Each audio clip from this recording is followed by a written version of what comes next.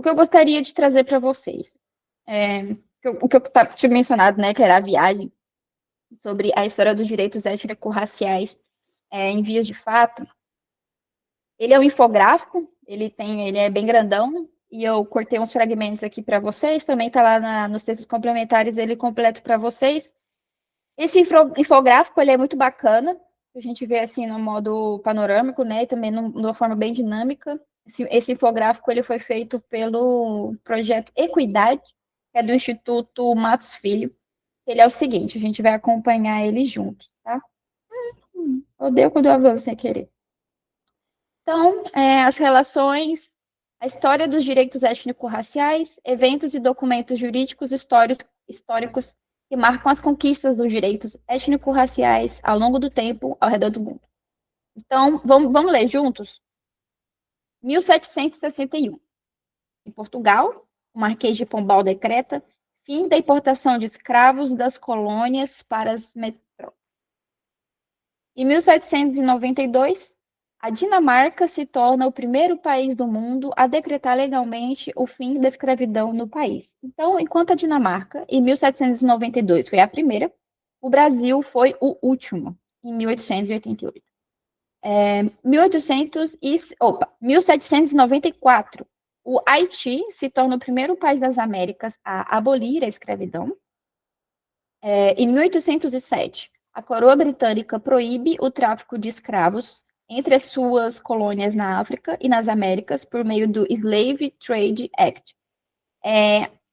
Esse marco de 1807 ele é extremamente importante para a gente, porque eu tenho uma mistura de 3 sotaques que eu acho que deve levar até um certo incômodo para quem presta atenção, porque eu tenho um sotaque paulista, que foi de onde eu vim, um sotaque maranhense e um sotaque goiano, de onde eu vivi os últimos anos. E aí eu moro no Tocantins, e aí eu não... Tá. Por que 1807 é um marco importante para o Brasil? Quando a coroa britânica proíbe, né, e começa a perceber o problema do tráfico negreiro, isso começa a interferir politicamente nas relações econômicas, nas relações comerciais. E por que a coroa britânica é tão importante nessas decisões? Porque ela era a mais rica, né? Ela era a mais potente economicamente do período. Então, se você não fizesse relações com a Inglaterra, você quebrava. E aí, a gente só conseguiu a nossa independência, especialmente por causa das ameaças comerciais da Inglaterra. Porque se fosse depender da galera daqui, não tinha por que abolir a escravização. Era tão bom, né, para os negócios, mas havia, né, uma mudança de percepção humana, havia o começo do renascimento das ideias iluministas, do respeito, da existência ali do ser humano, que fizeram com que houvesse um movimento de caramba, a gente precisa parar com isso. Eu estou falando de uma forma romântica, eu estou generalizando. Mas meio que começou a se compreender que não era uma forma honesta de se conquistar a matéria. Não era um jeito honesto de se construir e de se acumular o capital. Para se acumular o capital, era preciso ter uma exploração que ela precisava ser recompensada. A vida precisava ser recompensada. E aí também eles começaram a ver que se a pessoa era livre, ela podia trabalhar melhor, e veio tudo junto nesse pensamento com os ideais iluministas. Eles não eram só de ascensão da própria consciência e o início, né, do pensamento filosófico existencial, mas o capitalismo caminhou junto com esse desenvolvimento filosófico do ser humano, né, com essa qualidade de vida mesmo. Foi percebido que quando o homem trabalhador ele tinha uma família, tinha onde voltar para casa no final do dia, ele tinha um alimento dentro de casa, feito pela sua esposa, então também uma relação ali de gênero, um papel de gênero muito bem específico. Se tinha alguém para lavar sua roupa, e principalmente uma obrigação de voltar para casa no final do dia depois do trabalho, e que consequentemente o obrigava a descansar, ele trabalhava melhor no dia seguinte.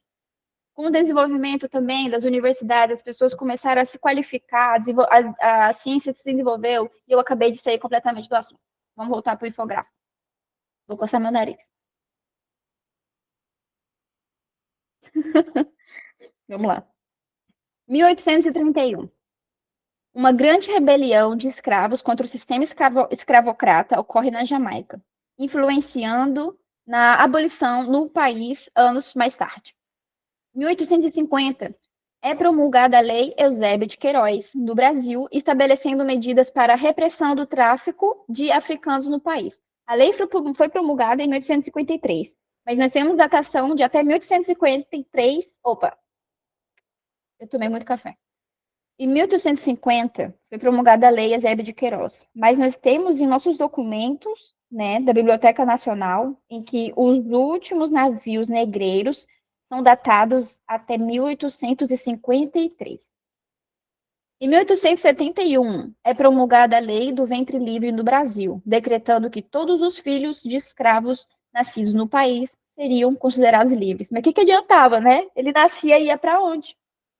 1885, a Lei dos Sexagenários é promulgada, então, no Brasil, concedendo liberdade para os escravos que tivessem mais de 60 anos de idade.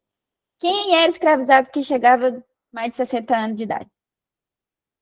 Em 1888, por meio da Lei Áurea, o Brasil se torna o último país das Américas a abolir a escravização. Nós tivemos importantes acontecimentos que geraram o fim da escravização. Primeiro, questões políticas.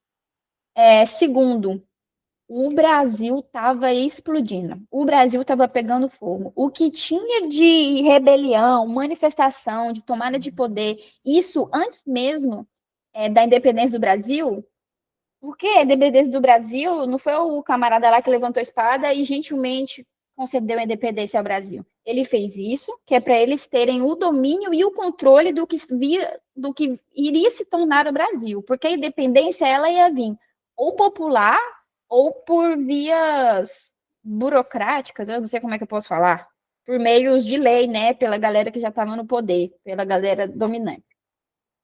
E a abolição da escravidão era o mesmo jeito. A galera aqui sempre teve explosão de conflitos. E a maioria da população era escrava. Então, é claro que já havia um movimento de insurreição muito antes da insurreição pernambucana, que eu não sei se vocês sabem, foi quando nós tivemos poucos de. Foi quando Pernambuco ficou durante um curto período de tempo, não lembro quanto tempo, independente do Brasil. Então, nós tivemos o pequeno Brasil ali independente. Então, tiveram essas inspirações desde o movimento em Pernambuco, né, da insurreição de Pernambuco. E aí, se não fosse pela princesa Isabel, né, fazendo de conta que havia uma preocupação com a vida e o bem-estar das pessoas que eram escravizadas no Brasil, ia ser pela força. Em 1913, John Richard Archer é eleito o primeiro prefeito negro de Londres, e está aí uma fotinha do John. 1934. É promulgada no Brasil a Constituição Federal de 1934, reconhecendo a cidadania dos negros no país e garantindo o seu direito de voto. Nós já vimos sobre isso na aula sobre a formação do povo brasileiro, e foi no período Getúlio Vargas. 1936. Afro-americano Jesse Owens conquista 4 medalhas de ouro nas Olimpíadas de Berlim, e foi um evento do qual o Adolf Hitler tinha esperanças de demonstrar a sua superioridade africana. Então, no final, ficou ele lá, em primeiro lugar, fazendo o símbolo, né, do punho estendido dos Panteras Negras, e o Adolf Hitler tendo que aguentar tudo calado. Em 1957, é publicada a Convenção sobre os Povos. Engraçado, porque eles se achavam os poderosos, né, que eles tinham as maiores estruturas físicas para poderem existirem, como eram os brancos, como era a população ariana, que eram os melhores em tudo. Aí chega lá alguém e mostra que não é essa a verdade. Continuando, né? 1957. É publicada a Convenção sobre os Povos Indígenas Tribais, a Convenção OIT, número 107, pela Organização Internacional do Trabalho, visando facilitar medidas que assegurem a proteção das populações indígenas, tribais e semitribais do mundo. 1963. É publicada a Declaração Nacional, a Declaração das Nações Unidas sobre a eliminação de todas as formas de discriminação racial pela ONU, afirmando a necessidade de eliminar a discriminação racial em todo o mundo. Isso aqui a gente sabe que é para inglês ver, Porque é muito difícil uma coisa que você coloca na teoria, mas você não faz nada para ser resolvido na realidade ali na vida prática. Vocês lembram daquela charge que foi usada, do cara falando assim, olha, nem à esquerda se usa mais a palavra luta de classes. E um cara responde, olha, não é porque vocês não usam mais esse conceito que a realidade seja diferente. Então, aqui está falando eliminação de toda forma de discriminação, mas não era o que acontecia na realidade. Havia uma medida desesperada de paz, de trazer sinais de paz. A população estava em desespero, achando que poderia o mundo entrar em colapso a qualquer momento, que já tinha rolado a Segunda Guerra Mundial. Já não tinha mais gente para trabalhar, já não tinha mais esperança para se viver. Então, a ONU, né, os países se organizaram para uma tentativa, né, eu digo mesmo desesperada, de tentar transmitir um pouco de paz para o mundo. E em 1963, houve eles construíram a Declaração Nacional das Nações Unidas. E, querendo ou não, isso é também o estandarte para uma preocupação para a discriminação racial. Em 1964, houve a Lei dos Direitos Civis, e ela foi promulgada nos Estados Unidos, tornando a segregação racial ilegal no país, reconhecendo os direitos civis dos negros. Aí nós temos aí, né, o Martin Luther King Jr., que eu já passei o vídeo deles para vocês. Ele teve forte influência nisso. E está aqui, mais um exemplo de lei para inglês ver. Tem uma segregação racial, se tornou ilegal no país. Mas não sei se vocês acompanham ainda séries ou a realidade estadunidense. Mas até os bairros ainda há uma segregação racial. 1965. É publicada a convenção, e inclusive nos Estados Unidos ainda tem regiões, principalmente no sul, que são extremamente não, que são politicamente posicionadas como radicais, supremacistas brancos.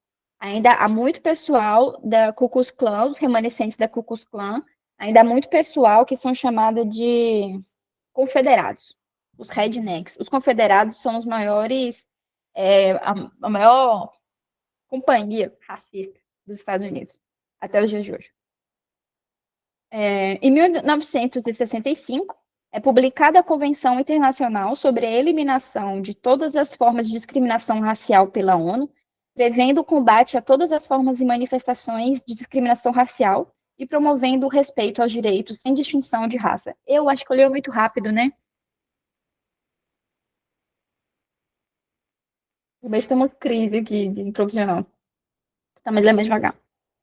Em 1973, é aprovada pela ONU a Convenção Internacional sobre a Supressão e Punição do Crime de Apartheid, né, que é o de segregação, condenando práticas de segregação racial no mundo e o apartheid na África do Sul. Em 1978, é realizada a primeira Conferência Mundial contra o Racismo e é aprovada pela ONU a Declaração sobre Raça e Preconceitos Raciais, defendendo uma série de políticas de combate ao racismo e à desigualdade racial no mundo. Vamos ver se está acabando. Está acabando essa penúltima. Em 1978, é realizada a primeira Conferência Mundial contra o Eu já li esse. 1985. É publicada pela ONU a Convenção Internacional sobre o Apartheid nos Esportes, condenando práticas discriminatórias nos esportes com base em raça. E, em 1985, o que estava acontecendo com o Brasil, processo de fim da ditadura. E aí, em 1989, que no Brasil já eram as nossas primeiras eleições diretas, nós já tínhamos formado uma assembleia para formar nossa Constituição Federal. É publicada a Convenção sobre Povos Indígenas e Tribais na Convenção de OIT, que é aquela organização Organização Internacional do Trabalho. E essa é de número 169. Ah, tá, já está falando pela Organização Internacional do Trabalho, sendo uma atualização da Convenção da Organização Internacional do Trabalho de número 107. E, por fim, nós temos aqui em 1994 o fim definitivo do apartheid na África do Sul.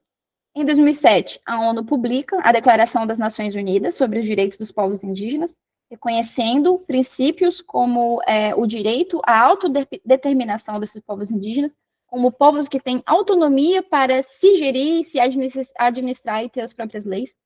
Em 2009, ó, ainda tá o tanto de coisa que ainda a gente tem que conquistar, porque isso aqui ainda está muito perto. Então, se aconteceu tão recentemente, para ser sincera, eu acho que até de 1900 para cá é muito recente. Para ser sincera, acho até que de 1700 para cá é muito recente numa visão histórica, né? Na visão assim da humanidade, porque se o planeta Terra, o que a gente corresponde, o que o ser humano, né? O Homo, desde o Homo australopithecus para cá, o que a gente tem de tempo de seres vivos aqui, humanos, é apenas 5%, 6% do tempo da existência do planeta Terra. Então, considerando isso, o nosso tempo de nada ainda, de organização social, ainda é muito curto. Então, eu acredito que ainda há muito trabalho a ser feito da gente, de uma autocompreensão do que somos nós enquanto humanidade. Então, aqui em 2009, né, um dia desse, a Organização dos Estados Americanos, OEA, publica o Programa de Ação sobre os Povos Indígenas nas Américas, com o objetivo de promover e fortalecer a participação dos povos indígenas em processos decisórios na região, aqui provando, né, botando em prática a autodeterminação e autonomia nos processos políticos da população indígena.